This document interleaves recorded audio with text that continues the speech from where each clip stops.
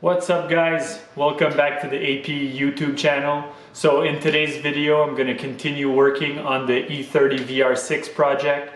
So in the last video I placed the engine in the engine bay, did a rough mock-up of where the engine is going to be placed.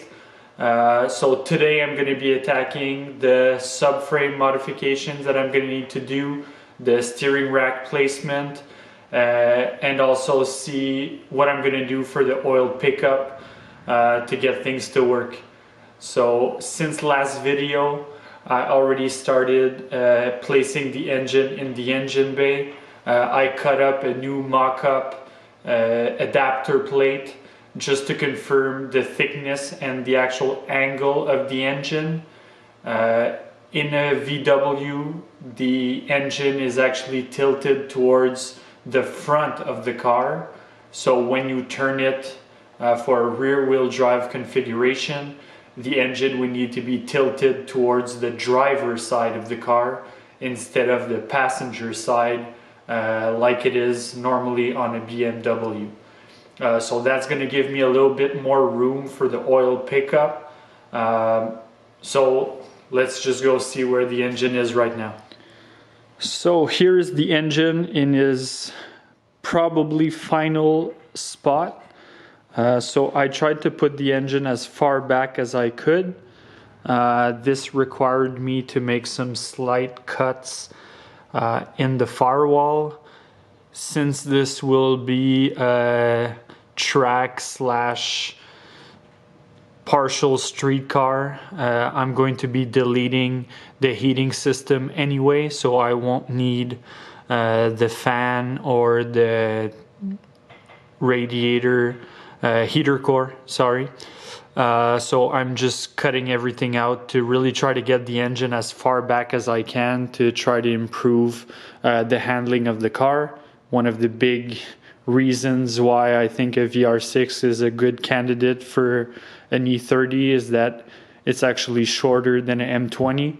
So if I want to get all the benefits, I need to put it as far back as I can. So as you can see here, I have my 1.5" adapter plate that's representing the actual space I'm going to be needing to do my actual adapter plate. This thickness is really required because of the timing chain housing here. Other adapter plates that are sold on the market for other transmissions require you to cut the bell housing of the transmission. In my project, I didn't want to have to cut the transmission just because I don't think it's a good practice if you want to have a professional swap here. So this is going to have to be 1.5 inches. So this gives me the correct spacing. Anyway, if I was any shorter, I would need to move the entire transmission forward, which I didn't want to do. So from transmission back, it's really OEM E30 positioning. So here we can see that the engine is slightly tilted towards the driver's side. This is to replicate the OEM angle in a Volkswagen car. This gives me a little bit more room for the oil pump and pickup. This is also one of the reasons why I needed to delete the brake booster. So as you can see, I will have enough room to position the master cylinder, but brake booster would not fit, especially with the intake manifold that goes approximately to here. For the engine mounts also, I will not be able to use the stock Touareg mount because it will not leave me enough room for the steering column shaft here. So the accessories should fit except the power steering pump, which is quite low. See the oil pickup and the differences between the OEM one from the 12 valve that came from the MK4 Jetta and the one from the Touareg. Okay, so here we have the two oil pickups. On the left side here we have the one that came from the 12 valve engine, And here we have the one from the Touareg. So as you can see, it is quite longer than the 12 valve version. So for sure the Touareg one wouldn't work. Even the 12 valve, since the pickup is going towards the front, it comes in interference with the steering rack. There is also another model from MK5 R32, which is an inch shorter than this. So it would actually help me a bit, but it's still going towards the front. With the positioning of the engine that I'm trying to bring it as far back as possible, I'm not going to be able to use an OEM or pickup. So the plan I have is to actually cut the pickup right underneath the relief. So how it works is you have the actual pump here, which is driven by a shaft that comes from the block. The oil is taken from the pickup, pressurized in the pump, and then pushed into the engine block. And you have a relief here, so when the pressure exceeds the relief, the oil is actually bypassed here by the relief and is pushed back into the pickup. What I think I'm going to do is actually cut the pickup right underneath the relief. If this is still not enough, what I will do is actually delete the relief from the stock pump, get it all capped off, get the pickup on the back, and then I will add a relief valve somewhere else on the oil system. So next thing I'm going to do is actually cut this off and then install it back on the engine so I can check the clearance with my subframe.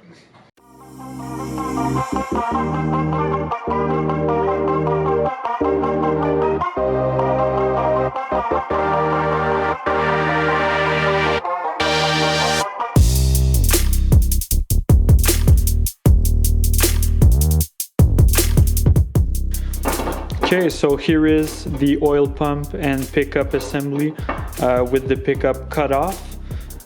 So let's go see what it says in the actual car. So before I try it on the engine, I just want to be sure that I have my final engine position. The only thing I have left to verify is the height of the engine.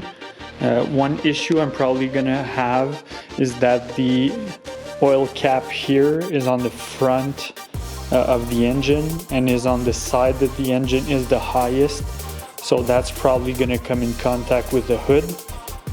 So I will probably need to fill that out and move it to the back of the engine just so I have more room.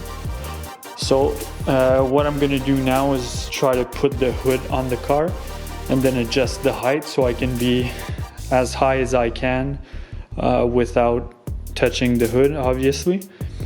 And then once that's done, I'm just going to fabricate a temporary mount for the engine, just so the engine can stay in the car, so I can put the car on the lift. So it's going to make it a lot easier to work on the subframe, oil pan, and getting everything measured and cut out.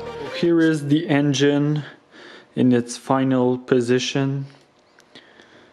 I fabricated a temporary mount that bolts into the front engine mounts that are normally used when in a MK4 Jetta or Golf platform.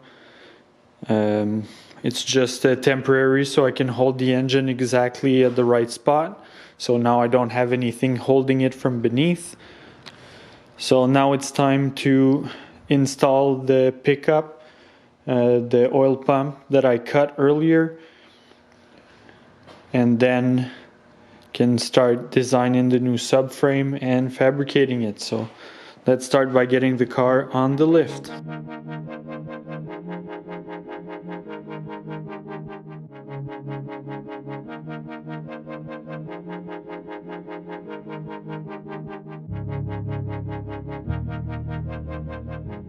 After installing the subframe, it was clear that the oil relief valve would need to be removed in order to get more clearance for the oil pan.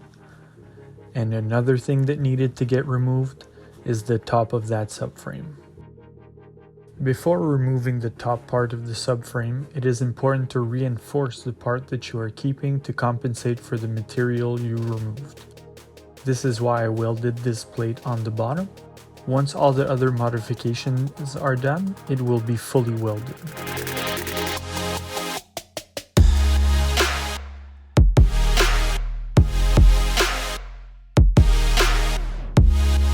More clearance was needed between the steering rack and the engine, so this meant the rack needed to be relocated.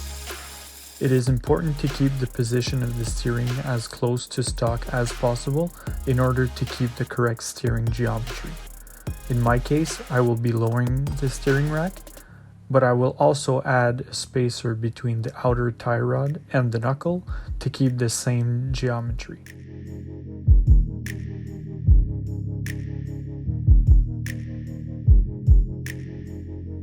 Once these plates are welded, it is time to cut the top of the subframe off. I also removed the steering rack brackets since I do not need them anymore.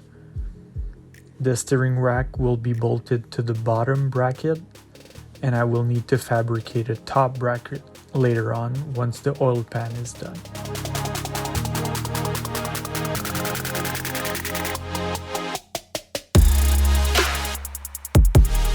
The last part that needed to be modified in order to place the engine assembly in its final position is the oil pan. The bottom needed to be cut off to give more clearance around the steering rack. Once the engine mounts are done, the bottom of the pan will be rebuilt. So there you have it, boys. So the engine is in. So everything is installed. The subframe is there with the steering rack installed. The oil pan is cut. I might need to take a little bit more off, but it should be good.